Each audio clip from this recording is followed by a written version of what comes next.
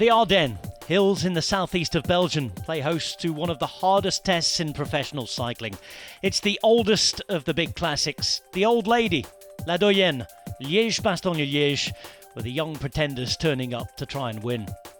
Tadej Pogačar versus Remco Evenepoel for the first time since the World Championships, and the world champion racing in Belgium, his home nation, for the first time this season.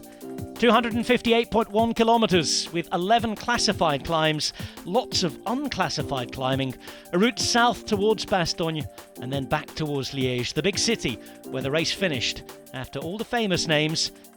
Eddy Merckx's playground at the Stokke, One, Haute-Levée, Roisier, through Spa, and of course up to the mighty Redoute, La Redoute, the famous hill, the iconic hill in Liège. One climb returning this year, the Côte de Forges, back after the floods prevented it being in the race route the year previous. By the time we had live images, there was the news that Tadej Pogačar was out of the race. Having crashed, he was on his way to hospital with Mikel Honoré to check on his injuries. Pogačar would have a fracture to multiple bones in his wrist. Evenepoel's team, Soudal Quick-Step, still controlled as 11 men got up in the break with a maximum advantage of 4.5 minutes. They were soon whittled down.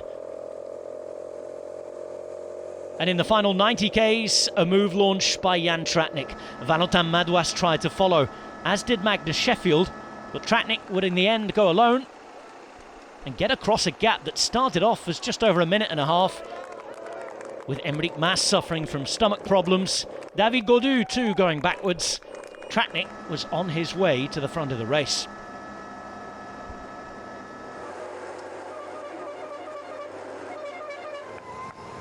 One by one, teammates were sacrificed in the service of Remco Evenepoel, including Julien Alaphilippe and the rest. And as Tratnik reached the front, only 5 remained. One by one too, they'd be ridden off the Slovenian's wheel. The man from Jumbo-Visma having come down from altitude, showing he was ready for the Giro. His teammates tried to help, but it was Soudal Quick-Step riding like motorbikes, rather than them getting in the way. On to La Redoute, the scene of the Remco Evenepoel attack 12 months previous. Tratnik would eventually be caught by the lone survivor from the break, Simone Velasco, and just before the top, Evenepoel coming off the wheel of Ilan van Wilder and attacking. At the beginning, Tom Pidcock was able to follow. Giulio Ciccone wouldn't be far away. A right turn instead of a left turn onto the false flat this year, and a bit more climbing to come. And it would be on that second section of climbing over the top of La Redoute that, despite Pidcock unable to give a turn, Evenepoel wouldn't worry too much. He'd simply ride the British rider off his wheel. And with 29 kilometres remaining, just like last year, Evenepoel would leave the competition behind. This time he'd be even more dominant. In the rainbow jersey, quickly getting half a minute. And as they looked at each other to chase behind, the gap would balloon to over a minute.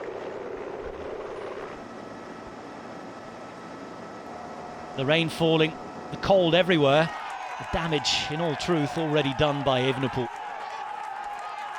Fans began to celebrate his victory that was impending. And the gap would go over to 1.5 minutes on the final climb of the day, Roche-aux-Faucons. Into the final couple of kilometres and a chance to celebrate. Slippery descents already negotiated conservatively.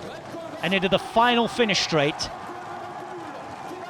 2 appearances in Liège, 2 victories for Remco Evenepoel. The first man to go back-to-back in over a quarter of a century. The first man in 37 years to win in the rainbow jersey. Remco repeating, this time as the world champion.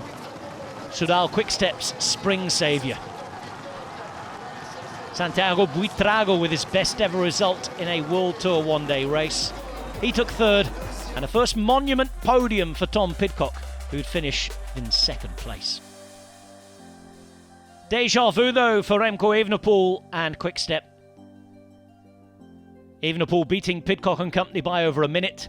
Top 10 looking like this. Evenepoel, Pidcock, Buitrago, Healy and Madouas in the top 5. A second good weekend for Ben Healy, who came close to that podium again. What a podium and what a rider. Remco Evenepoel looking every bit ready for the Giro d'Italia. That and other races coming soon, and you'll be able to watch them all right here on the home of cycling, Eurosport, Discovery Plus and GCN Plus.